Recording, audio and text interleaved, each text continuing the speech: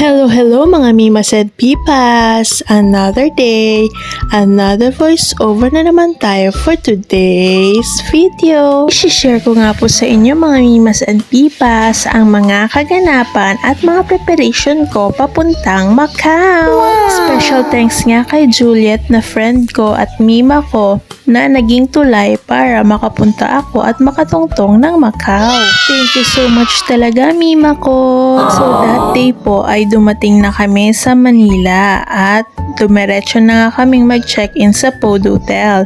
At yan, may pa-breakfast nga sila na free. Oh, wow! At in fairness, masasarap yung mga foods na inihaing nila. Only breakfast pala yung kanilang offer. So after nga namin mag-breakfast ay bumalik na nga kami sa aming room at para makapagligo na. At para makapag-prepare na din ng mga gagawin pa para sa aming flight. At syempre, bandang hapon ay nagutom kami kaya naman kumain kami ng aming daladalang boiled egg. At umorder na din pala kami ng mga foods na ino-offer ng hotel nila for our dinner. Wow! Kaya naman balik na naman ang taba ng Mima nyo dahil kain lang ng kain while nag-i-stay sa room. At in fairness, masarap ang kanilang egg pizza. So after nga namin mag-dinner ay nag-prepare lang kami saglit at nagbaba na kami para sa aming free shuttle bus papuntang airport. Yan kasi hindi natulog sa hotel kaya naman inantok sa biyahe si Sid. So sa mga oras nga na yan ay malapit na nga kami sa Naiya. Oh, wow! At yun na nga,